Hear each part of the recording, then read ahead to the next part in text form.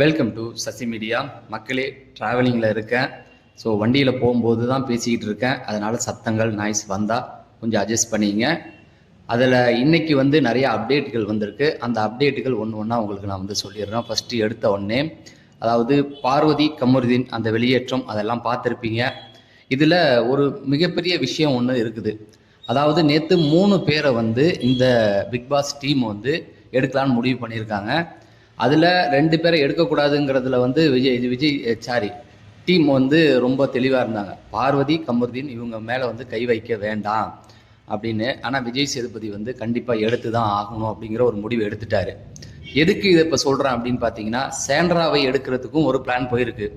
அவங்க அதான் விஜய் சேதுபதி கேட்டார்ல, நீ ஓகேமா தொடர்றீங்களா அப்படின்னு.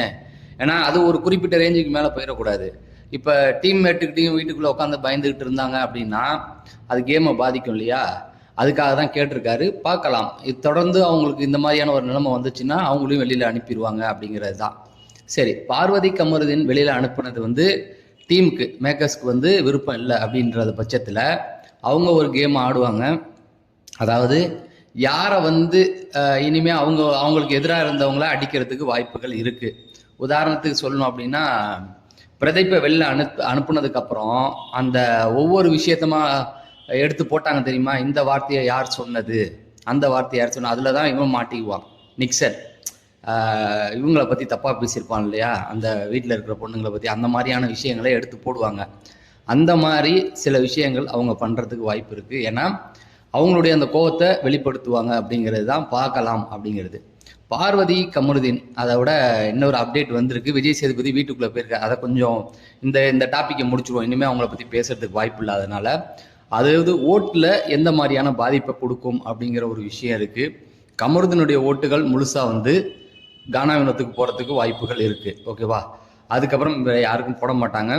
பார்வதியுடைய ஓட்டுகள் யாருக்கு போகும்னா, சிலர் ஓட்டு போட மாட்டாங்க அப்படிங்கிறது நல்லாவே தெரியும். ஆனால் சிலர் எதிர்ப்பு ஓட்டை காமிப்பாங்க. அதாவது பார்வதிக்கு எதிராக நின்ன அப்படின்ற பட்சத்தில் ஃபஸ்ட்டு கடைசி வரைக்கும் நின்னது திவ்யா தான். திவ்யா, அரோரா, இந்த மாதிரி சாண்ட்ரா மேலெல்லாம் அவங்க கோவத்தை காட்டுறதுக்கு வாய்ப்பு இருக்குது. இல்லை இப்போ செகண்ட் பிளேஸில் இருக்கிறவங்கள அடிச்சு 3rd பிளேஸில் இருக்கிறவங்களுக்கு ஓட்டை போடுறதுக்கும் வாய்ப்புகள். இப்போ திவ்யா செகண்ட் பிளேஸில் இருக்காங்க அப்படின்னா அவங்கள காலி பண்ணுறதுக்காக அடுத்து கீழே யார் இருக்காங்களோ அவங்களுக்கு ஓட்டை போட்டு ஏற்றுறதுக்கும் இந்த மாதிரியான ஸ்ட்ராட்டஜி எல்லாம் நிறைய பண்ணுறதுக்கு வாய்ப்புகள் இருக்குது. இது எனக்கு தெரிஞ்சது. அதுக்கப்புறமேட்டுக்கு விஜய் சேதுபதி இன்னைக்கு வீட்டுக்குள்ளே போயிருக்காரு. வீட்டுக்குள்ளே இன்றைக்கி என்னென்ன பிரச்சனைகள் அட்ரஸ் செய்யப்பட்டிருக்கு அப்படின்னா, முக்கால்வாசி பிரச்சனைகள் நிறுத்திட்டாங்க. ஏன்னா அந்த முக்கால்வாசி பிரச்சனையும் பார்வதியும் கமருதீனும் இருந்தால் மட்டும்தான் பேச முடியும். அப்படி அவங்க இல்லாத பட்சத்தில் அந்த பிரச்சனையை பேச முடியாது இல்லையா? அதனால் அதை விட்டுட்டாச்சு. மெயினாக விக்கல்ஸ் விக்ரம், திவ்யா இவங்களுடைய அந்த பிரச்சனை, அதாவது போன சண்டேவே ஆரம்பித்தது. நம்ம என்ன நினச்சோன்னா, போன சண்டே விக்கல்ஸ் விக்ரமுக்கும் ரெட் கார்டு கொடுப்பாங்க, அந்த அளவுக்கு போயிட்டான்ற மாதிரி பேசிகிட்டு இருந்தது. அப்படியே அது எங்கேயோ இதாகி திரும்ப இங்கே இந்த இடத்துல முடிஞ்சிருக்கு. விக்கல்ஸ் விக்ரம் போன சண்டே அந்த எபிசோடு முடிஞ்ச உடனே ஒரு ரியாக்ட் பண்ணார் இல்லையா, அது பக்கா ட்ராமா தான்.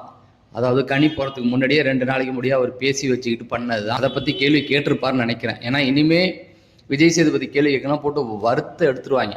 ஏன்னா இந்த 2 பேரை அனுப்பியிருக்கிறதுல அவங்களுடைய ஃபாலோவர்ஸ்லாம் வெறித்தனமாக சுற்றிக்கிட்டு இருக்காங்க. விட மாட்டாங்க.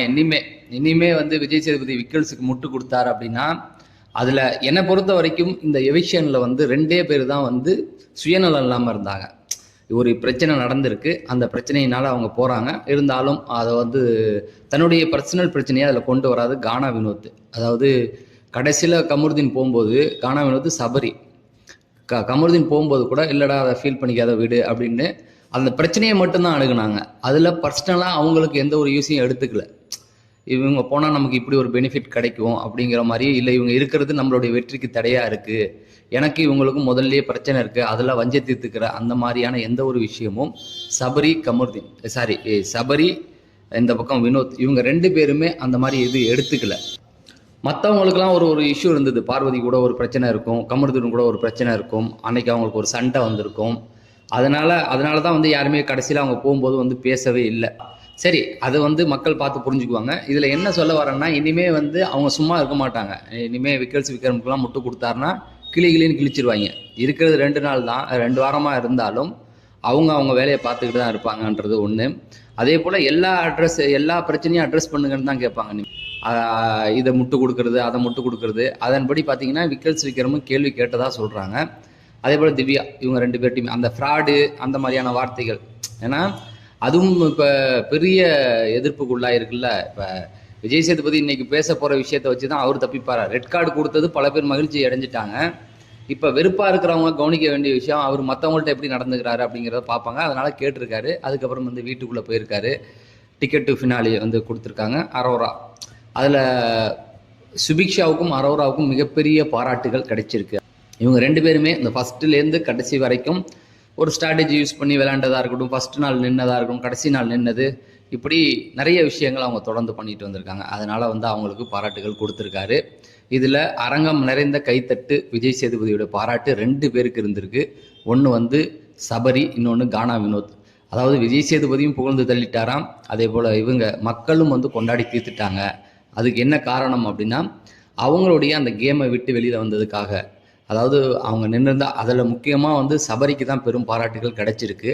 இது எதுக்கு அப்படின்னா, அந்த 8வது டாஸ்க் நடக்கும்போது அந்த பிரச்சனை நடக்கும் பொழுது தான் வின் பண்ண வேண்டிய ஒரு கேமை விட்டு கொடுத்து அவர் போய் இறங்கி அவங்களுக்காக நின்ன அந்த ஒரு விஷயத்த பாராட்டியிருக்காரு. ரொம்ப வெகுவாக பாராட்டியிருக்காரு. மக்களும் வந்து தங்களுடைய பாராட்டை கொடுத்துருக்காங்க. கானா வினோத் அதாவது ஜெயிக்க வரதுக்கு வாய்ப்பு இல்லை, ஆனால் அவருடைய அந்த நல்ல மனசுன்னு ஒன்று இருக்குல்ல, நம்ம தோக்க தான் போகிறோம் அப்படின்னு அவர் உடையார்ல. அவரை பொறுத்த வரைக்கும் என்னன்னா, அவரும் வந்து ஒரு கௌரவமான ஒரு இடத்துல இருப்பார்ல, ஒரு கடைசி இடத்துல இல்லாமல் ஒரு முன்னாடி நிற்பார். ப்ளஸ் கமருதீனுக்கு அவ்வளோ அட்வைஸ் பண்ணார், அழுதாரு. தன் நண்பனுக்கு இப்படி ஒன்று ஆச்சு அப்படின்னு சொல்லி நாளும் அழுதாரு, கடைசி நாளும் அழுதாரு. ஸோ அதனால் அதை பாராட்ட மாட்டார். நண்பனுக்காக அழுதது அவருடைய தனிப்பட்ட குணம். ஆனால் அவர் போய் அங்கே நின்னார்ல பக்கத்தில் பிரச்சனை இருக்கும்போது, நண்பனால தான் பிரச்சனை, நண்பனுக்கு முட்டு கொடுக்காம நின்று அதையும் பாராட்டியிருக்காரு. கடைசியாக ஒரு விஷயம் வந்து நடந்திருக்கு. இதில் வந்து சுபிக்ஷாவை வெளியேற்றி விட்டார்கள் அப்படிங்கிற மாதிரி செய்தி வருது. எனக்கு சரியான அப்டேட் கிடையாது. ஒரே ஒரு நியூஸ் வந்து கேள்விப்பட்டது தான். இதுவும் எனக்கு சோர்ஸ் வழியாக எது வழியாக வரல. ஆனால் ஒரு யூடியூப் சேனலில் வந்து இதை பற்றி பேசியிருக்காங்க. அவங்க என்ன சொல்லியிருக்காங்கன்னா, சுபிக்ஷாவை வந்து இந்த வாரம் வெளியேற்றிருக்காங்க அப்படிங்கிற மாதிரி சொல்லியிருக்காங்க. ஸோ ஆமாம், ஏன்னா ரெட் கார்டு போனதுக்கும் இதுக்கும் சம்மந்தம் கிடையாது, எவிக்ஷனுக்கும். அப்போ இவங்களை அனுப்பிட்டாங்க. இதில் ஒன்று வந்து என்னென்னு பார்த்தீங்கன்னா, அடுத்த வாரம் வந்து கேஷ்பேக்ஸ் ஒன்று எடுத்துகிட்டு போவாங்க. ஏன்னா சுபிக்ஷா உள்ளே வச்சுருந்தா கேஷ்பேக்ஸில் கையை வச்சுருவாங்கன்னு அவங்களுக்கு தெரியும். அவங்கள பொறுத்த வரைக்கும் அவங்க வந்து டீம் வந்து யாரை விரும்புகிறாங்களோ, நான் சொன்னேன்ல அவங்க அந்த வெறுப்பை காட்டுவாங்கன்னு சொன்னேன்ல டீம் வந்து, அதனால் சுபிக்ஷாலாம் வந்து அகெயின்ஸ்டு தான், தூக்கி போடு அப்படின்னு. அடுத்தடுத்து இந்த கேஷ்பேக் ஷோன்னு வந்து சாண்ட்ரா இல்லைன்னா வந்து அரோரா, இவங்க 2 பேரையும் கையை வைக்க நினைப்பாங்க வீட்டுக்குள்ளே. ஆனால் டீம் என்ன நினைக்கணும், டேபிளில் ஆர்டரில் இருக்காங்களா கானா வினோத், சபரியாக இருக்கட்டும், திவ்யாவாக இருக்கட்டும், இந்த மாதிரி ஆட்களை வந்து அதை எடுக்க வைக்கிறதுக்காக ட்ரை பண்ணுவாங்க. சொல்ல முடியாது, அதில் அவங்க விழுந்தாலும் விழலாம். அது அவங்களுடைய புத்திசாலித்தனம் தான் உள்ளே இருக்குது. பொறுத்து இருந்து தான் பார்க்கணும். இவ்வளோ தான் மக்களே நடந்திருக்கு. சரி, அடுத்த அப்டேட்னு வந்து அடுத்த வீடியோவில் நான் சொல்கிறேன்.